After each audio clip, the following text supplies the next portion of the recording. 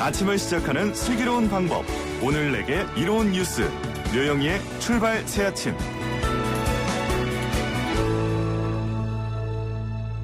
묘영이의 출발 새아침 3부 문을 열었습니다. 먼저 경제 박뉴스부터 시작하죠. 알면 대박, 모르면 쪽박. 경제 박뉴스. 복잡하고 어려운 경제 이야기를 쉽고 재밌게 풀어드리는 시간입니다. 알면 대박, 모르면 쪽박. 경제 박뉴스 참 좋은 경제연구소 이인철 소장 만나겠습니다. 소장님 안녕하세요. 네, 안녕하세요. 네, 우리 정부가 일본의 수출 규제에 대해서 입장을 밝혀라라고 요구한 시한이 어제까지였는데 일본은 묵묵부답인가 봐요. 그렇습니다. 앞서 지난달 12일이었죠. 우리 정부가 일본 정부를 향해서 5월 말까지 이 수출 규제에 대한 입장을 밝히라라고 촉구를 했습니다.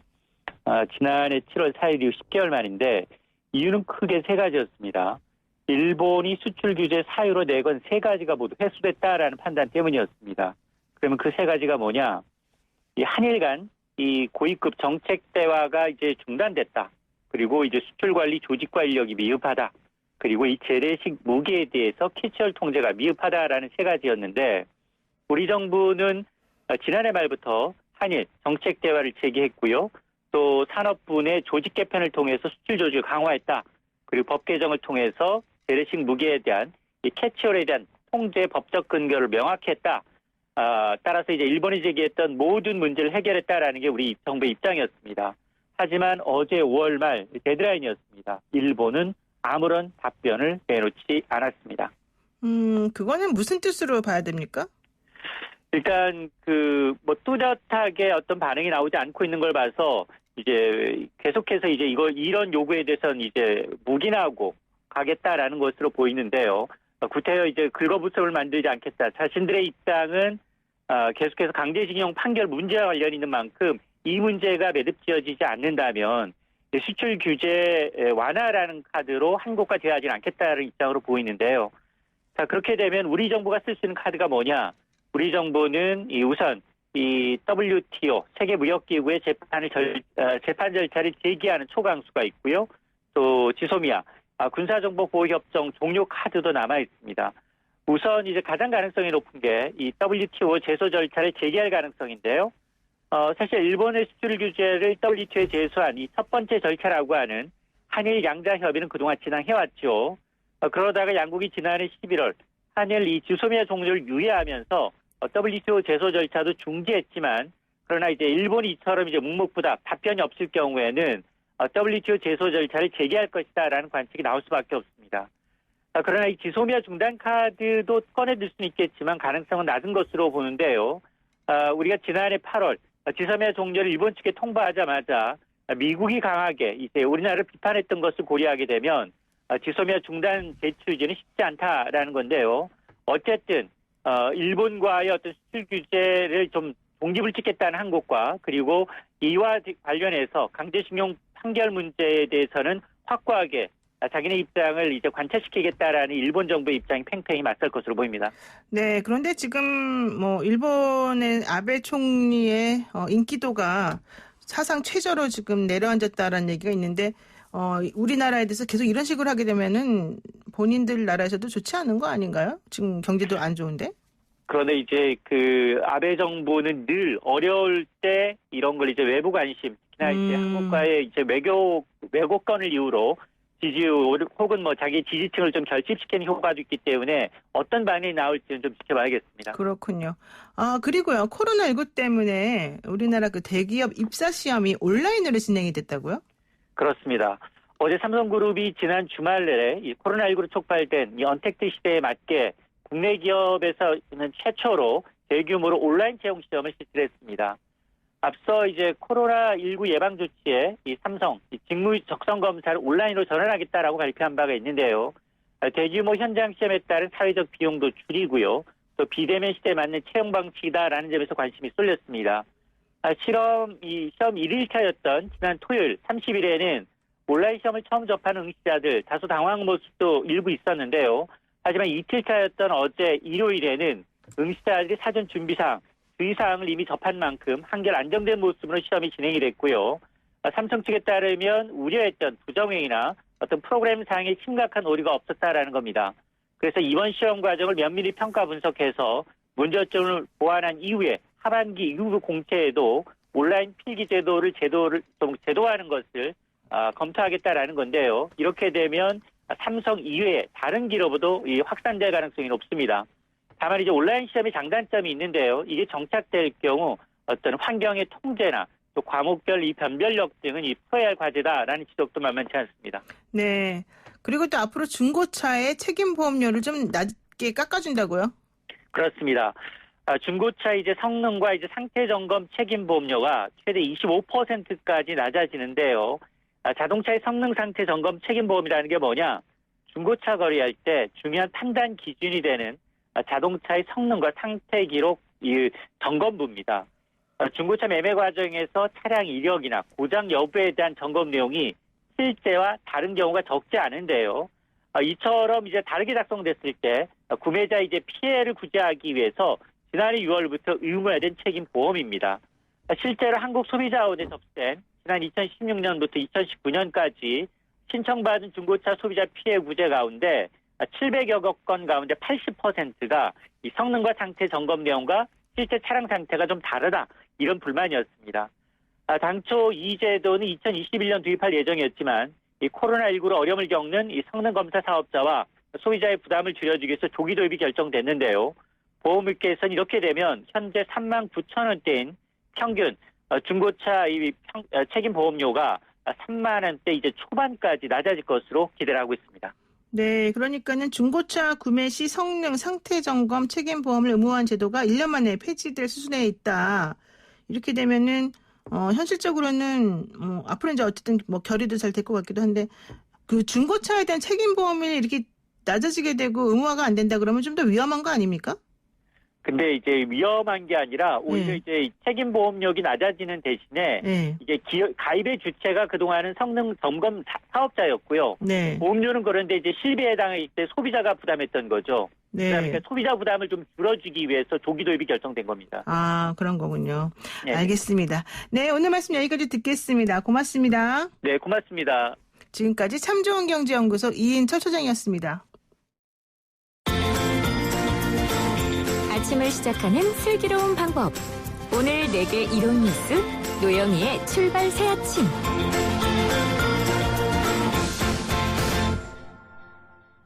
네, 어제는 경기 안양시에서 일가족 5명, 군포에서 4명 등 9명이 코로나19 확진 판정을 받았습니다. 이들은 함께 제주도로 단체 여행을 다녀온 교회 목사, 신도, 그리고 그 가족들이었는데요. 더욱더 지역사회 내 집단 감염이 우려되는 상황입니다. 원희룡 제주도지사 연결해서 자세한 상황 들어보도록 하겠습니다. 지사님 안녕하세요. 안녕하세요. 네, 오랜만에 연결하는 것 같은데요.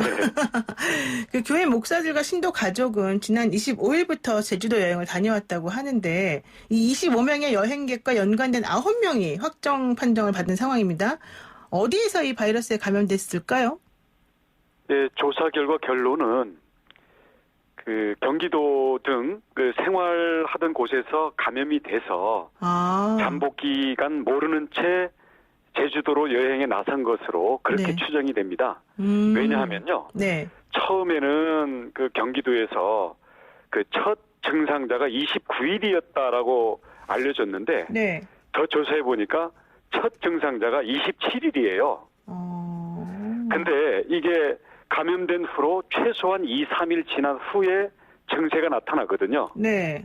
그러면 이걸 계산해 보면 25일 또는 25일 이전에 감염이 되고 2, 3일 지나서 증상이 나온 거기 때문에 그러네요. 물론 제주도에 와서 걸렸을 가능성도 뭐 전혀 없진 않습니다만은 지금 전문가들의 추정은 그 외부에서 감염된 채 모르고 들어왔을 가능성이 많다. 또 그 이유는요. 네. 지금 그 감염된 사람들이 전부 그 여행한 일행만 감염됐고 또 그 경기도로 돌아간 다음에 거기 아들, 자녀들하고 손자들이 거기에 다 감염이 됐어요. 네. 근데 제주도에서는 그 여행자들 외에 다른 계통에서는 현재 양성 반응이나 유증상자가 한 명도 없거든요. 네. 그래서 조금 더 지켜보긴 해야 되겠지만 현재로는 외부에서 감염된 채로 잠복 기간에 모르고 들어왔다가 제주도 여행 마지막 날 첫 증상자가 나타난 거다. 이렇게 추정하는 게 합리적이라고 보고 있습니다. 지금 그렇게 말씀을 들어보니까 예전에 그 제주도에 여행을 갔었던 그 외국 다녀온 모녀 네. 2명이 그 코로나19 걸렸는데 제주도 가서 좀 문제를 일으켜가지고 지사님께서 손해배상 청구까지 하겠다 막 이런 얘기를 한번 하신 적이 있잖아요. 예. 그분들하고 이 여행객들하고의 상황은 비교를 해본다면은 어떻습니까? 그때 그 강남구 모녀는 네. 현재도 소송이 진행 중인데 아, 소송 진행하시고 계시군요. 네, 소송 뭐 다 그때 당연히 제기를 하신다고 했고요. 했고, 예. 저희가 그 소송까지 제기했던 이유는 당시에 약국 가서도 감기라고 속이고 그다음 증상이 발현이 됐는데 계속 여행을 취소를 안 하고 이틀 3일간 여행을 했을 뿐만 아니라 맛집이라는 맛집은 다 찾아갔어요. 네네네. 그래서 그건 너무 심하다는 거고요. 이번 그 교회 신도나 우리 목회자 일행도 네. 현재 조사해 보니까 마지막 날 첫 증상이 나타난 것 같은데 그 부분들을 알고도 강행을 했는지 여부에 대해서 네. 저희들이 추가 조사를 해서 만약에 이것은 도저히 용납할 수 없는 거다라고 했을 때는 추가 조치를 할 여지가 있습니다만은 현재로는 단정 짓기는 조금 이른 상황입니다. 아, 그러니까 지난번 그 강남 모녀 사건하고 좀 달리 강남 모녀분들은 본인들이 걸렸을 가능성이 높다는 걸 매우 알면서도 미필적 고의로 사실 이렇게 좀 돌아다니면서 확진을 전파시킨 게 있고 이번 여행객들은 그런 정도까지는 아직 확인이 안 됐다 이렇게 그렇습니다. 보시는군요. 그러니까 결론적으로는 고의로 본인이 그러니까 이런 증상에 걸렸고 이게 확진이 될 수 있고 앞으로 전염될 수 있다는 걸 알면서도 돌아다녔냐 안 다녔냐 이거를 사실 기준으로 볼 수밖에 그렇습니다. 없다. 왜냐하면 그 증상이 의심이 있으면 네. 우선 신고를 하고 본인이라도 일단 격리를 하고 제주도에서 전부 검사를 받았어야죠. 네. 근데 이거를 아이고 우선 제주도에 있다가는 이거 격리되겠다 싶으니까 숨기고 비행기를 탔을 가능성도 있기 때문에 네. 근데 일단 이분들이 현재 제주도에서 저희한테 조사를 받는 게 아니라 네. 경기도 당국의 조사를 받고 있으니까 저희들이 조사하는데 한계는 있는데 그 조사 내용을 봐서 고의성이 있으면 저희들은 일벌백계로 용납을 하지 않겠습니다. 아, 고의성 있는 게 확인이 되면 예. 왜냐하면 이상하면 조금이라도 의심 증상이 있으면 일행들과 함께 중단을 하고 검사를 받고 제주도에서 격리가 돼야 되죠. 왜냐하면 제주도에서 경기도까지 돌아가는 사이에 또 수많은 접촉이 발생하지 않습니까? 네, 그렇죠. 예, 의심 즉시 동선 분리를 해주는 게 지금 온 국민에 대한 최소한의 예의라고 생각을 합니다. 네. 지금 그렇다면요. 예, 이분들이 지금 제주도에서 얼마나 많은 사람들하고 접촉한 것으로 파악이 되고 있습니까? 현재까지 확인 결과 119명이고요. 맞네요. 더 나올 가능성이 있습니다. 아, 그렇군요. 예, 워낙 일행들이 많다 보니까 네. 예, 일행들이 그냥 이 단체 여행객들이 지나가기만 해도 왜냐하면 이 여행객들 자체가 25명이기 때문에 네. 거기에 그냥 스쳐가기만 해도 100명, 200명 바로 접촉자가 발생하지 않습니까? 그렇게 되겠네요. 그래서 단체 여행객들은 저희들이 어떻게 제재할지 지금 고민을 하고 있습니다만 최소한 동선 분리라도 해주시기 바라겠습니다. 네. 이분들이 지금 잘 협조하고 있습니까? 예, 이분들은 경기도 그 조사 당국과는 협조는 잘 하고 있는 것으로 알고 있습니다. 네. 그러면은 이제 어쨌든 이분들이 지금 접촉한 분을 119명으로 파악하신다면 제주 지역 사회로 계속 전파되거나 확산될 우려는 얼마나 된다고 보세요?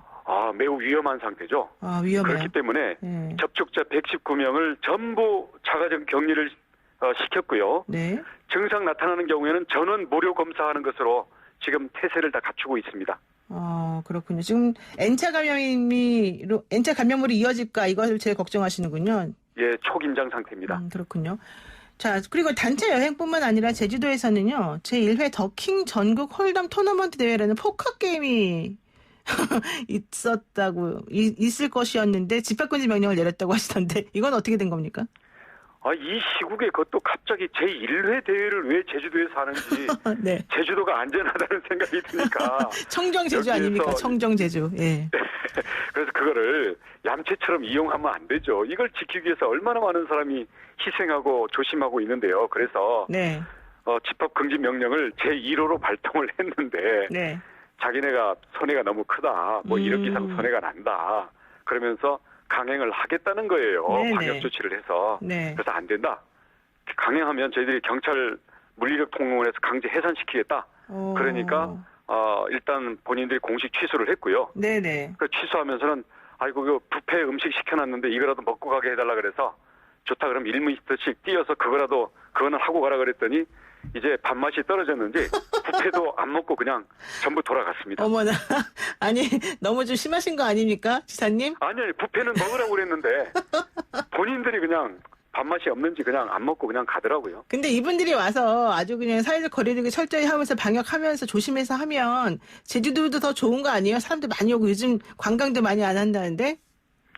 그런데 이 포커 게임이나 이런 그 것들이 네. 장시간 네. 또 서로 선수 교체하면서 하다 보면 네. 거리두기라는 게 우리가 가서 감독할 때는 겉으로는 하겠지만 사실 거기에 허점이 너무 많거든요. 네. 고위험 행사는 원천 금지. 왜냐하면 그런 게 외에 네. 그 위험도가 떨어지는 활동에 대해서는 저희들이 단계적으로 개방을 한다. 이런 원칙을 갖고 있기 때문에 네. 이런 카드 게임이라든지 뭐 춤춘다든지 이런 것들은 조금 참았다가 나중에 하자고요. 제가 봤을 때 너무 철저히 하시다가 또 욕 먹으시는 거 아닌가 걱정이 되는데. 저희는 네. 지금 안전을 지켜야만 나중에 회복기에 저희들이 만회를 할 수 있지. 그 조금 더 벌겠다고 그 욕심내다가 네. 큰 걸 그르칠 수가 있다고 생각을 합니다. 그럼 지금 제주도에서 영업하시는 그런 자영업자들이나 뭐 음식, 숙박업 이런 관광업에 종사하시는 분들을 위해서 제주도에서는 어떠한 도움을 주고 계십니까?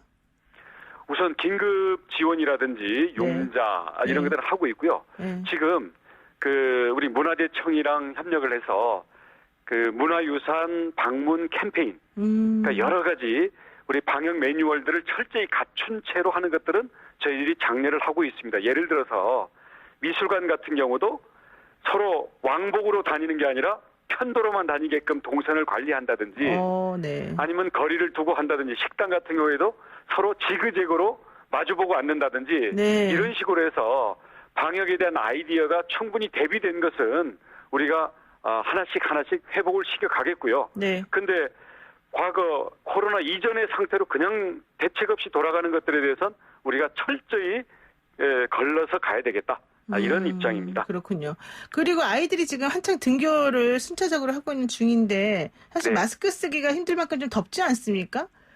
그래서 저희들은 우선 어린이부터는 그 인견 마스크, 그러니까 아이들이 네. 그 통풍이 잘 되는 마스크를 10만 장을 구입을 해서 어린이집에는 공급을 하고 있고요. 네. 우리 학교도 저학년들은 지금 이 너무 꽉 막힌 그 마스크는 답답해서 어른도 힘들거든요. 네네. 그래서 마스크부터 구멍이 숭숭 뚫리면서도 기능에 지장이 없는 마스크를 좀 가격이 비싸더라도 공급을 하고 있고요.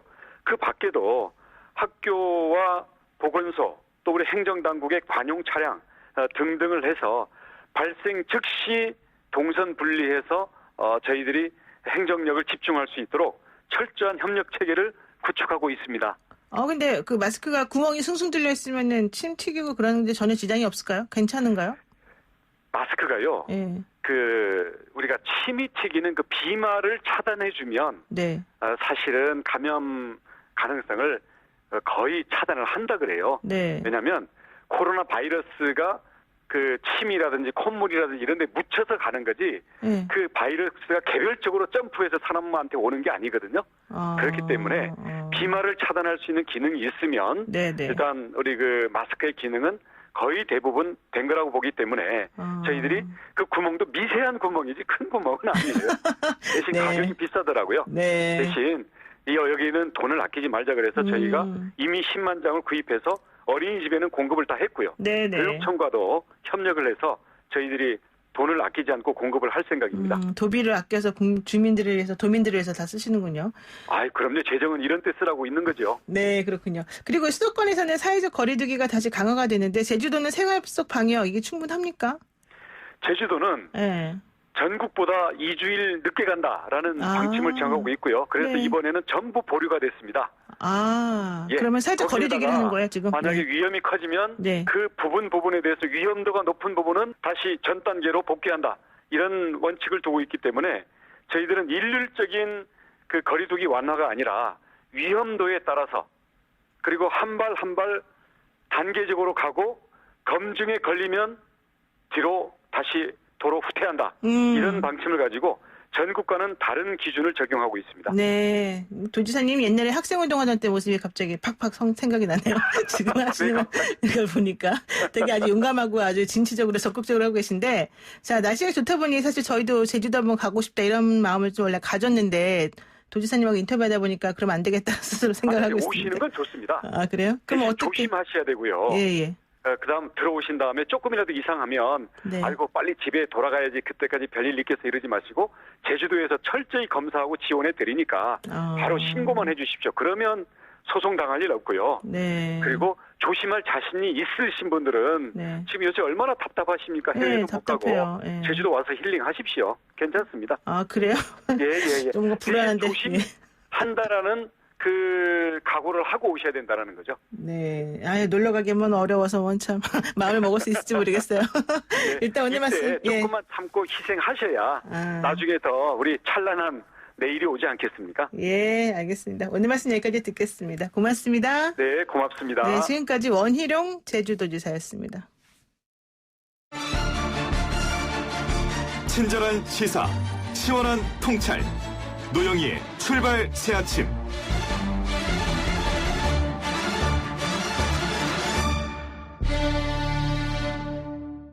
위조 지폐 사용 신고를 받고 출동한 미국 백인 경찰이 비무장한 흑인을 체포하는 과정에서 무릎으로 목 부위를 8분가량 눌러 질식시켰다가 죽인 사건이 벌어졌습니다. 미국 흑인들의 항의 폭력 시위가 지금 번져가고 있는데요. 미네소타주 현지에 살고 있는 변태준 미네소타 대학원 한인 회장과 연결을 해서 관련 상황을 한번 알아보겠습니다. 회장님 안녕하세요. 네, 안녕하세요. 네, 이번에 사실은 깜짝 놀랐는데, 이 사건이 터지고 얼마 만에 지금 현재, 이런 시위 양상이 들불처럼 번지고 있는 겁니까? 네, 본격적으로 시위가 시작된 건 목요일 오후부터로 알고 있습니다. 그래서 목요일 밤에 폭력적인 시위가 본격적으로 시작됐고요. 지금이 나흘째네요. 나흘이나 지금 되는데 이게 사실은 일파만파 되고 있는 이유 중에 하나도 뿌리 깊은 미국의 인종차별의 치부다 이런 얘기를 하는 분들도 있는데 좀 분위기는 네. 어떻습니까? 분위기는 일단 미네소타 거주민의 대부분은 88% 정도가 백인으로 알고 있습니다. 그렇군요. 그래서 네, 여기는 정치 성향이 상당히 좌파가 대다수를 차지하고 있기 때문에 네. 대다수의 백인들이 이런 시위나 운동에 대해서 지지를 보내고 있는 상황으로 보입니다. 그러니까 원래는 그 약간 인종차별적인 그런 상황 때문에 이런까지 벌어진 거다라고 생각을 했는데 오히려 80% 네. 정도의 그 백인들이 여기에 참여하면서 적극적으로 이걸 알리고 있군요. 지금 인종차별적인 건 최근 일어나는 일들로 인해서 겪은 것보다 전국적으로 가끔씩 산발적으로 발생하는 경찰의 과잉 진압이라던가 그렇죠. 그리고 뿌리 깊은 인종 갈등으로 인해서 오랫동안 시스템적으로 차별을 받은 흑인들의 분노가 좀 이 기회를 통해서 표출되는 거 아닌가 그렇게 생각이 됩니다. 지금 흑인 사망 항의 시에 동참하는 인원은 얼마나 됩니까? 저도 정확한 인원을 찾아보고 이렇게 기사를 검색해 보니까 이게 정확한 집계는 힘든 것 같아요. 왜냐하면 네. 시위가 도시 전역에서 산발적으로 벌어지고 있고요. 크게 보더라도 한 두세 군데에서 많은 사람들이 모였다 흩어졌다 하는 상황이고 어떤 뉴스를 보니까 수만 명이다, 1,000명이다 그런데 나오고 있네요. 그런데 시위가 이렇게 미국 전역으로 번지면서 트럼프 대통령은 군 투입 방침까지 지금 밝히고 있습니다. 이 시위 진압이 잘 안 되고 있기 때문일까요? 왜 이럴까요? 일단 시위는 목요일과 금요일에는 상당히 진압이 안 돼서 많은 주민들과 저희들이 불안에 떨었었는데 네. 어제 저녁을 기점으로는 그러니까 금요일 밤부터 해서 통행 금지령이 발령이 됐고요. 네. 여기 현지 시각으로 그래서 금요일 밤, 토요일 밤에 특히 주 방위군들이 투입이 되면서 시위가 많이 진압이 되고 있는 상황입니다. 그래서 시위가 잦아들고 있진 않은데 적어도 해가 지고 밤이 돼서 일어나는 약탈과 방화 이런 상황은 많이 잦아들고 있는 걸로 보입니다. 지금 미네소타 대학원 한인 회장직을 맡고 계신데 우리 한인들도 여기에 동참하는 분들이 좀 있습니까? 일단 학교 측에서는 유학생들에 대한 동참을 가급적 자제해달라는 전체 메일이 왔었고요. 네네. 왜냐하면 유학생들 입장에서는 괜히 시위에 동참했다가 연행이 되는 사례가 그렇죠. 생길 수도 있고 그랬을 때 신분이 일단 외국인 신분으로 있기 때문에 추방을 당한다던가 이런 일이 생길 수도 있기 때문에 제가 알기로는 대다수의 학생들이 이렇게 몸을 사리고 있는 것으로 알고 있습니다. 그렇군요. 그런데 이제 이게 폭력 시위를 자꾸 번지면서 아까 뭐 약탈도 하고 있다 이런 얘기도 했지만은 더 큰 우려가 코로나19 감염이 좀 더 심해질 거다 이런 얘기도 있던데 어떤가요? 네. 네. 미네소타에서는 지난 한 2달 전, 그러니까 3월 초부터 전체적인 주 전체에서 락다운을 시행하고 있었고요. 그래서 네. 대부분의 학교와 상점들이 다 문을 닫은 상태였습니다. 네. 그랬는데 이번에 시위가 발생하면서는 갑자기 이게 워낙에 폭력적인 사태고 많은 사람들이 흥분을 일으키다 보니까 갑자기 코로나는 별로 중요하지 않은 이슈처럼 보이는 것 같습니다. 근데 그런 과정 중에 코로나19가 더 퍼지면 어떻게 돼요? 그런 건 신경 안 쓰세요? 신경 쓰이죠. 제가 찾아본 걸로는 여기서 매일 확진자가 700명대가 나오고 있거든요. 많이 나오네요. 네, 한국 기준으로 봤을 때는 한국보다 인구가 적은데 엄청나게 많은 사람들이 계속 감염이 되고 있는 상황인데, 그럼에도 불구하고 계속 시위대가 있고 그리고 경찰들과 대치도 되고 이런 상황에서 감염이 아무래도 많이 퍼질 수 있는 상황이겠죠. 그렇죠. 그런데 우리 한인들이 거주하고 있는 지역하고 지금 시위가 크게 일어나는 지역이 좀 인접해 있다고 그러던데 그래요? 한인들이 거주하는 지역은 딱 모여있지 않습니다. 여기는 코리아타운이 있는 건 아니고 그리고 한국인들도 유학생들이 거주하는 지역과 예전에 이민으로 온 한인들이 거주하는 지역이 좀 다르거든요. 네네. 지금 시위가 발생하고 있는 지역은 주로 시내 지역인데요. 시내 지역에는 학생들이 좀 거주하고 있습니다. 그렇죠. 그러면은 그렇게 시위 중에 흑인들이 막 백인들 보이는 대로 때리는다 이런 얘기까지 나오던데 우리 한국 학생들에 대한 공격은 없습니까?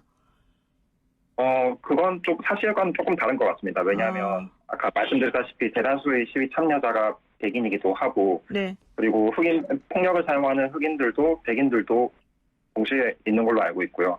그리고 딱히 동양인들이 타겟이 되고 이런 상황에 대해서는 아직 들은 바가 없습니다. 그렇군요. 그런데 지금 1992년 5월에 LA에서 인종폭동 로드니 킹 사건이 있었기도 했고요. 2014년에도 비무장 흑인 청년 마이클 브라운이 백인 경관에 무차별 총격에 사망한 뒤에 퍼거슨 사태라는 게 이제 벌어져서 폭동이 또 일어나기도 했었고요. 트럼프 행정부에서도 2017년 버지니아주 살라스빌에서 발생한 백인 우월주의 시위가 또 있어서 문제가 됐던 적도 있었지 않습니까? 네, 맞습니다. 이런 식의 그런 시위가 계속해서 일어나고 있는 것에 대해서는 그 내부적으로는 어떻게 지금 이 평가를 하고 앞으로 어떻게 될 거라고 얘기하고 이렇습니까? 저도 모든 상황을 알고 있지 못하지만 제가 보기에는 대충 미국 내 여론이 크게 두 가지로 나눠지는 것 같은데요.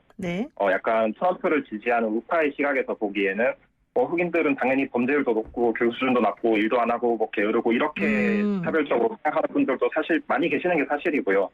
그리고 그 반대로 흑인들이 지금 범죄율이 높고 한 사실이지만 그건 백인들이 오랜 시간 동안 제도적으로 차별을 가했기 때문이고 거기에 대해서 백인들은 말하자면 속죄를 해야 된다라고 생각하는 백인들도 대다수 있는 걸로 알고 있습니다. 그래서 지금 일어나는 이런 무력 사태들이나 이런 것들은 현재 시스템적인 차별이 존재하기 때문이 아니라 예전에 있었던 차별의 결과로서 실제로 흑인들이 미네소타에서 수입이 연 27,000불이 평균이라고 하더라고요. 그러니까 3천만 원 정도인데. 낮네요, 그러면. 근데 백인들 전체 포함한 평균 소득은 가구 소득이 6만 불 정도입니다.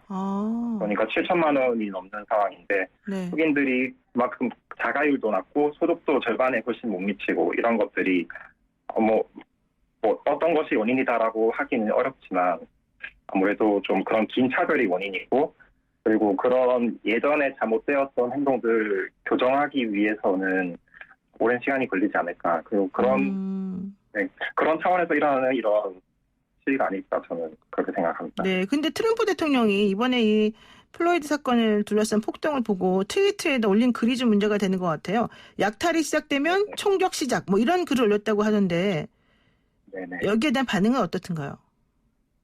거기에 대해서 미국인들이 상당히 경향된 반응을 한 걸로 알고 있고요. 그래서 네. 트럼프도 실제로 이렇게 자기 말을 그런 뜻이 아니었다 이렇게 말을 물린 걸로 알고 있는데, 네. 근데 보통 사람들이 시각으로 보기에는 이런 상황에서 그런 발언을 했으니까 시위대에 대해서 약탈을 하면 무력을 진압하겠다. 그렇죠.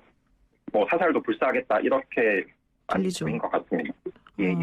그럼 되게 많이 좀 불안하고 화가 나고 이럴 수도 있을 것 같은데, 네. 제가 지금 들은 인터뷰 내용 중에 애틀란타 시장이 네. CNN 방송에서 인터뷰한 게 있는데, 미국이 400년 넘게 인종차별주의에 추악함에 직면해왔다. 혁명은 일회성 사건이 아니다. 뭐 이런 얘기를 했더라고요. 그리고 우리는 인내심이 아닌 평화를 요구한다. 이 얘기는 어쨌든 인종차별에 반대해서 계속해서 이 시위를 이어나가겠다. 뭐 이런 뜻으로 해석이 됩니까? 예, 저는 그 발언을 직접 안 봐서 좀 잘 모르겠습니다만, 네. 아마 그 애틀란타 시장분이 아마 흑인이셨던가요? 그건 잘 모르겠네요, 제가. 예. 예. 잘 모르겠네요. 어쨌든 중요한 거는 지금 이제 네. 이런 상황을 심각하게 바라보고 있다. 네. 이렇게는 볼 수 있겠네요. 그렇죠? 네. 자, 그리고요. 네.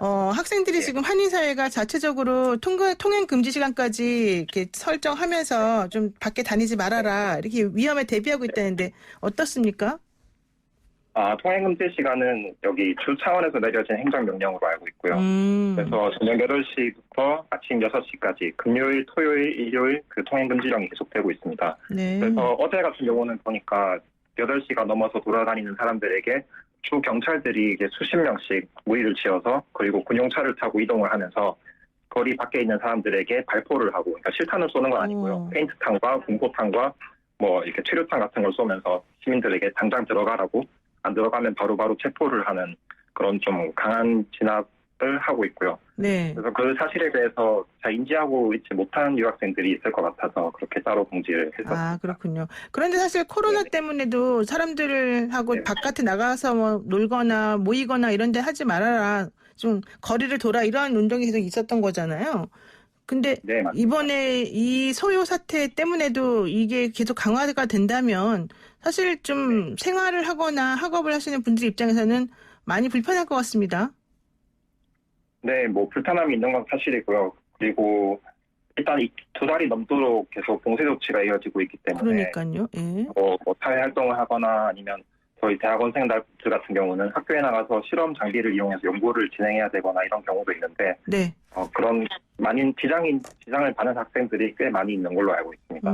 그리고 이번 시위로 인해서 대다수의 학생들이 시내에 거주하고 있기 때문에 네. 시내의 상점들이 약탈을 당하거나 혹은 약탈을 위험을 방지하기 위해서 문을 닫고 이렇게 판자로 밖에 창문 다 막아놓고 이런 상황이거든요. 네. 그래서 생활을 하고 뭐 밥 사 먹고 장 보고 이런 데도 좀 지장이 있는 상황입니다. 아까 우리가 얘기했던 그 애틀란타 시장은 흑인 여성분이라고 지금 네. 우리 방송 들으시는 분들이 얘기를 해주고 계시는데요. 네. 자, 이 시위 네. 언제쯤 진정될 것으로 예상이 되세요? 일단 어제 저녁이었던 토요일 밤을 기점으로 시위 폭력성은 좀 진정이 되어가고 있는 것 같고요. 네. 그거는 일단 왜냐하면 주 방위군이 수천 명이 투입이 되면서 무력으로 이걸 억제하고 있기 때문인데, 하지만 오늘 낮에 벌어진 시위 규모를 보면 시민들의 불만이 이렇게 잦아든 것 같아 보이진 않습니다. 네. 그리고 그 불만의 원인에는 오랜 인종차별 문제도 있지만 코로나로 인해서 사람들이 막 받은 스트레스들, 그리고 또 코로나로 인해서 흑인들이 많이 피해를 받은 걸로 알고 있어요. 네, 그랬죠. 네. 왜냐하면 흑인분들이 좀 더 위험한 직종에 종사를 하고 좀 더 바이러스 위험에 노출이 되고, 이런 시스템적인 문제에 대한 사람들이 분노가 많이 쌓여있는 상황이기 때문에 네. 당장의 시위 폭력성이 무력으로 이렇게 진압이 된다고 하더라도 사람들이 불만이 쉽게 사라질 것 같지 않고, 아마 이런 락다운과 경제 상황과 모든 거에 대한 좀 터닝 포인트가 찾아와야지 진정한 평화가 오지 않을까. 네. 저는 그렇게 생각합니다. 그럼 지금 거기 코로나19 뭐 병 걸렸는지 안 걸렸는지 이런 거 확인하려면 또 병원도 가봐야 되고 진단도 해야 될 텐데 비용이 많이 든다고 그래요. 우리나라하고 달리. 우리 한인들은 거기서 좀 그런 의료 관련해서는 어떻습니까? 일단 유학생들은 학교에서 제공하는 의료보험에 다 가입이 되어 있는 상황이라서 학교 네. 보험은 비싸기도 하고 그렇게 비싸지 않게 많은 혜택을 받을 수 있는 보험이거든요. 그래서 다행이네요. 유학생들은 큰 걱정이 없습니다만 도민들 같은 경우에는 특히 자영업을 하시는 분들께서는 직접 사비로 보험을 드셔야 되기 때문에 그렇죠. 그 보험료가 많이 비쌀 수 있고 보험이 좋지 않은 경우에는 많은 비용이 발생할 수도 있는 걸로 알고 있습니다. 그러니까 우리 지승호님이라고 이제 보이는 라디오 좀 보시는 분께서 말씀해 주셨는데 단지 문화적인 요인뿐만 아니라 사회 경제적 불평등과 이것이 맞물려 있다. 네. 그래서 이게 근본적으로 해결이 돼야 된다라는 인식이 강한 것 같다. 이렇게 말씀해 주셨거든요. 네, 맞습니다. 네, 전체적으로 좀 정리를 한번 해주시고 이제 인터뷰를 마무리하겠습니다. 네. 예. 제가 정리를 하면. 네, 간단하게. 예. 저도 전체적인 상황에 대해 완벽한 이해를 하고 있는 거 아니지만 지금 미국에서 일어나고 있는 일들이 단지 이 사건만으로 인해서 전국적인 시위가 번지고 있다 이렇게 볼 수 없을 것 같고요. 네네. 또 동시에 일어났던 일 중에 하나가 맨하탄에서 있었던 그 목줄 사건 아십니까? 네, 잘 모릅니다. 예. 네. 그 사건이 같은 날에 일어났었는데요. 평화롭게 이렇게 공원에서 새를 보고 있던 흑인 남성이 지나가던 백인 여성에게 여기 공원의 규칙이 개를 목줄에 묶어야 되니까 목줄을 묶어달라 이렇게 요청을 했었는데 그 백인 여성이 갑자기 감정적으로 돌변하면서 경찰에 신고를 해서 여기 흑인 남성이 나의 목숨을 위협하고 있다 이런 식으로 신고를 했는 게 그대로 영상이 잡혀서 온라인에 올라왔었거든요. 그 사건에서 볼 수 있는 게 그냥 흑인은 아무런 위협적인 말도 하지 않았고 행동도 하지 않았는데 백인은 어쩌면 기분이 나빴다는 이유로 어쩌면 이렇게 위협을 느껴서 경찰에 신고를 하면서 흑인이라고 명시를 하면서 자기 인종을 우월적으로 이용하고 경찰 권력을 약간 무기처럼 사용하는 그런 사태에 대해서 많은 미국인들이 분노를 했습니다. 네. 그래서 그 사건이 어떻게 보면 이 사건의 전초처럼 백인들이 그런 식으로 범죄에 대해서 신고를 하고 경찰들은 흑인에 대해서 강력한 진압을 하게 되면서 많은 이렇게 사상자가 발생을 하고 이런 것들이 미국 사회에 내재되어 있던 어쩌면 백인들이 잠재의식에 있던 우월의식이나 흑인들에 대한 좀 차별의식 이런 것에서 비롯되었다고 많은 사람들이 보고 있고요. 네. 그런 오래 묵은 문제들이 수면 위로 떠오르면서 이런 대규모 시위로 번지고 있다. 그리고 어쩌면 시위대가 폭력을 저지른다기보다는 그런 사람들도 있겠지만 그런 상황을 틈타서 사회에 그만에 있던 사람들이 이런 폭력적인 행위들을 하고 있다. 그렇게 저는 보고 있습니다. 네, 그렇군요. 정말 안타까운 일입니다. 오늘 말씀 여기까지 듣겠습니다. 고맙습니다. 네, 감사합니다. 네, 지금까지 미국 미네소타주에서 변태준 미네소타 대학원 한인회장의 말씀 들어봤습니다. 네, 노영의 출발새 아침 3부 순서 여기서 마치고요. 잠시 후 4부로 돌아가겠습니다.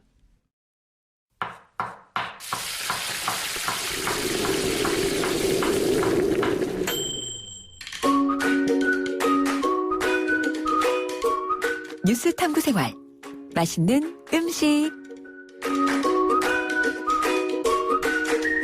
한 주의 시작, 월요일에 알아보는 음식 이야기. 이번 주에 꼭 한번 먹고 싶은 그리고 먹어야 될 음식 가이드가 되어드리겠습니다. 뉴스 탐구 생활, 맛있는 음식 요리하는 푸드 칼럼니스트 박준호 작가 오셨습니다. 작가님 어서 오세요. 안녕하십니까? 네. 근데 매주 사실 저는 이렇게 음식 만드는 거 먹고 이런데 그렇게까지 신경을 많이 쓰고 살지는 않았는데 물론 집에 가 맨날 먹긴 합니다만. 네, 요리 잘하신다고 들었는데. 네. 이건 그냥 제가 그냥 알아서 한다는 뜻이었고 어쨌든 근데 이제 우리 작가님하고 같이 음식 얘기를 하다 보니까 음식에 대한 관심이 계속 생기더라고요. 그래서 오늘은 또 무슨 재밌는 맛있는 얘기를 해주실까 많이 궁금했어요. 지난번에도 인터넷에서 화제가 됐던 뉴스 이야기 조금 있었죠. 이번 같은 경우에는 더워지는 날씨에 조심해야 할 음식과 추천할 음식에 대해서 얘기 한번 해보겠습니다. 정말 좋은 주제인 것 같습니다. 오늘 날씨가 어제도 그렇고 많이 더운 것 같은데. 슬슬 여름이 되고 있어요. 네, 맞아요. 좀 땀도 이제 좀 있으면 흘릴 것 같은데. 네. 어떤 걸 먹어야 될까요? 사실 음식은 늘 조심해야 되지만은 이제 시원한 날씨가 계속되다가 날이 더워지고 있잖아요. 네네. 이 시기에 가장 문제가 될 수 있는 것들이 아무래도 해산물이겠죠. 이제 겨울에는 이제 날이 이제 시원하다 보니까 뭐 회도 많이 먹고요. 해산물들 즐겨 먹게 되는데 봄까지도 마찬가지고요. 근데 이제 더워지면서 이 유통하는 과정에서도 문제가 생길 수가 있고 사람들이 그렇죠. 집에서 보관할 때도 문제가 생길 수 있겠죠. 그러니까 날이 따뜻해지니까 해산물이 좀 쉰다 이렇게 본다는 거죠. 부패할 수 있죠. 예, 그러니까 유독 세균이나 이런 것들에 대해서 조심을 네. 해야 되는 시기가 오고 있습니다. 네. 그래서 그런지 해양수산부가 2020년도 여름철 수산물 위생 안전관리에 추진 계획을 수립을 하고 안전에 직접 나서기로 했다고 기사가 나왔어요. 네, 그래서 이제 해산물 그렇군요. 얘기를 좀 해볼까 합니다. 네네. 네. 그럼 어떤 방법으로 우리가 수산물을 안전하게 관리를 할 수 있을까요? 우선 가정에서 하는 방법이야 익숙하게 알고 계실 텐데 이쪽 수협 등 관계기관에서 대대적으로 새로운 안전관리를 나서기 시작했습니다. 네. 대량으로 수산물을 취급하는 위판장과 공판장이 한 200군데가 있는데요. 네네. 이쪽에서 폐류와 피낭류들의 생산 해역 40개소를 대상으로 비브리오, 폐혈증 등 식중독균 조사를 실시한다고 합니다. 피낭류가 뭐예요? 폐류는 뭐 조개 같은 걸 말할 거고. 그 주머니라고 하잖아요. 우리 멍게 같은 거 있잖아요. 지난번에 우리 한번 얘기했어 제철 재료로. 이 멍게 같은 것들 피낭류라고 하는데 이쪽을 집중적으로 관리를 시작을 하고 있습니다. 이거 같은 경우에는 특히 양식 같은 경우에 이렇게 항생제들을 많이 사용하게 넣죠. 되는데요. 이런 경우에는 그 적정 수치 이상을 쓰는 경우에는 집중적으로 단속을 하고 있습니다. 그렇게 하면은 우리 몸에 어떤 안 좋은 점이 있나요? 좀 불안한데. 그러니까 가장 자연적인 재료를 섭취를 해야 되는 건데 이 일종의 제품으로서 산도 유지를 시키는 것이다 보니까 굳이 인체가 흡수하지 않아야 될 부분들을 과도하게 흡수할 수 있다는 거죠. 근데 이제 어느 한편으로는 이제 이해가 됩니다. 왜냐하면 이제 항생제라든지 이런 제품들을 사용을 해가지고 안전성을 확보를 해야 되는 것이 지금 이제 위생 기준으로 맞는 네네네. 것인데요. 이제 어떤 상업적인 면이라든지 아니면 상품으로서 유통하는 그 규모에 대해서 약간의 뭐랄까요 욕심을 부리다 보니까 아주 드물게 이런 부분이 과도하게 사용되는 경우가 있다는 거죠. 그러니까 그런 유통 부분들 기한을 늘리려고 이런 것들을 좀 오래 많이 주입하거나 이러군요. 그러니까 관리하는 과정이나 유통하는 과정에서 네. 부패나 이런 것들을 통해서 손실되는 부분이 있으면 그건 그대로 이제 손실이 되니까. 이 업자들의 부담으로 그렇죠. 포함이 되기 때문에 그런 부분을 줄여야 되는 게 맞거든요. 하지만은 그런 부분에서 과도하게 사용하는 것을 막겠다라는 거죠. 네. 그러면 안전 관리는 이제 잘해야 될 것 같은데, 자 이런 해산물을 이용해서 그러면은 뭐 좀 먹을 만한 요즘에 그런 음식도 있어요? 이 해산물들 같은 경우에는 회로 먹는 거 사람들이 가장 좋아하잖아요. 근데 이제 가정에서 이제 생물을 이용해서 요리를 하는 경우에는 그냥 회도 좋지만은 약간 물회같이 간을 좀 해서 보관하시는 게 나을 것 같기도 해요. 왜요? 그러니까 산이나 염분이 들어가게 되면은 이 상하는 걸? 식품 재료들이 네.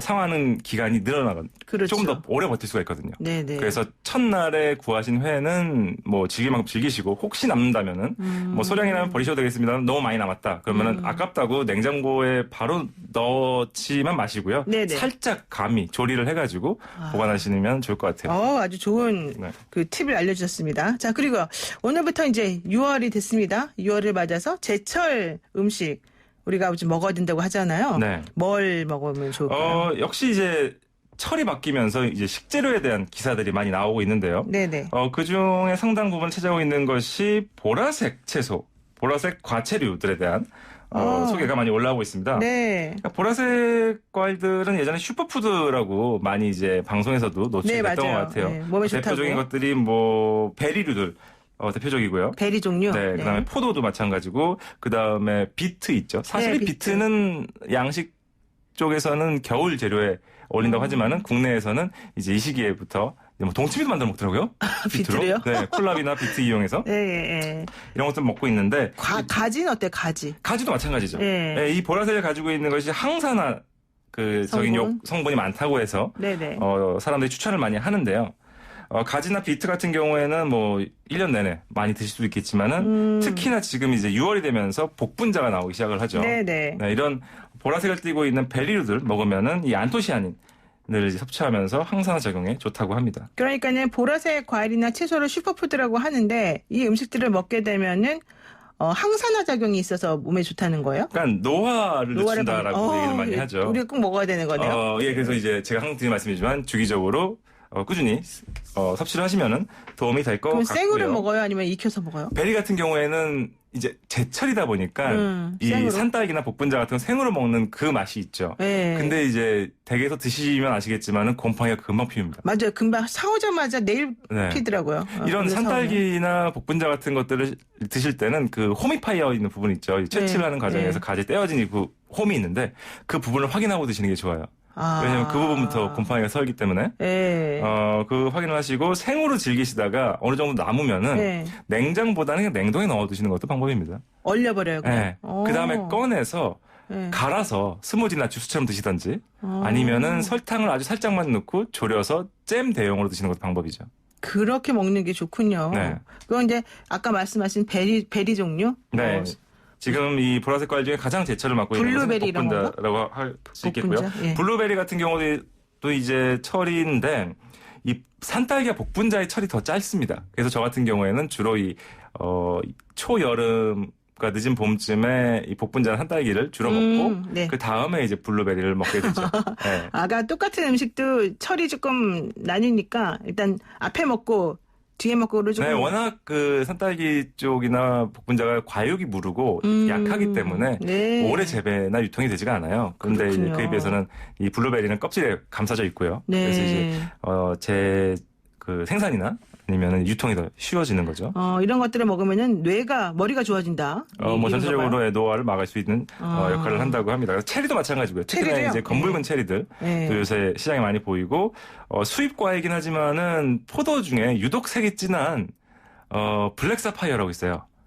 그것도 비싼 거 아닙니까? 한국에 그렇게 큰 차이는 나지 않더라고요. 물론 일반적인 포도보다 조금 올랐습니다만 새로운 모습이다 보니까 가지 포도라고 부르시더라고요. 길쭉한 포도가 있어요. 그것도 과육은 굉장히 달지만은 껍질이 진하면서 텁텁한 맛이 강한데 이제 그 부분이 이제 항산화에 좋다고 합니다. 아 그래요. 아까 그 껍질 부분이 오히려 그걸 먹어야 되는군요. 항산화를 위해서는. 네, 검고 보랏빛이 나는 이 껍질 부분들에 이 요소가 많다고 합니다. 자두도 일반적인 그런 과육보다 엄청나게 항산화 성분이 많이 들어있다던데? 네, 맞습니다. 그 자두 같은 경우에는 사실 종이 더 많거든요. 저희 뭐 피자두라고 하는 것도 이제 몇 해 전부터는 많이 구할 수 있죠. 근데 외국 같은 경우에는 유독 그 껍질이 보랏빛이 나는 자두 품종이 있는데 국내에서는 생거로는 취급하지 않는 걸로 알고 있습니다. 하지만 이제 그걸 말린 것이 우리가 이제 권자두라고 하는 푸른이라고 해서 여성분들 뭐 변비 좋다고 많이들 드시더라고요. 약처럼. 그런 것들도 마찬가지죠. 이런 보라색 음식의 한 가지입니다. 자, 이 추천해주신 재료로 우리가 쉽게 할 수 있는 레시피 간단하게 한두 개만 소개해 주실까요? 네, 뭐 비트나 가지는 다음에 기회가 되면 얘기를 하기로 하고요. 제가 복분자 말씀드렸는데 이 베리류들 같은 경우에 제가 말씀을 드렸잖아요. 먹다 남은 것을 냉장 보관하는 것보다는 냉동으로 보관하시라. 냉동을 보관해서 끓여서 먹으라라고 말씀드렸는데 잼 많이 먹잖아요. 저희 빵에도 발라먹고 과자에도 발라먹는데 사실 설탕이 들어가는 것이 좀 찜찜해요, 솔직히. 좀 부담되죠. 설탕이 많다는 걸 알고 있기 때문에. 부담스러워요. 그걸 대비해서 그때 냉동한 베리들을 설탕 뭐 반 스푼, 한 스푼 정도만 넣고 끓여서 먹는 것도 이제 이 보관해 두었던 베리를 소진하는 방법 겸 설탕 흡수를 줄이는 방법이 되지 않을까 싶습니다. 그렇게 하면은 설탕이 다른 것보다 좀 적게 들어갈 수 있군요. 네, 그럼요. 그리고 이제 잼 같은 경우에는 이제 상온에 있거나 냉장고에 있는 걸 드시잖아요. 갓 끓여서 먹은 이 달달한 뜨거운 이 소스라고 할까요? 그것도 맛있겠네요. 먹는 것도 매력이 있습니다. 네, 알겠습니다. 오늘 말씀 여기까지 듣겠습니다. 고맙습니다. 감사합니다. 네, 지금까지 요리하는 푸드 칼럼니스트 박준우 작가였습니다. 노영의 출발 아침 내일 아침 7시 정각에 다시 찾아뵙겠습니다. 고맙습니다.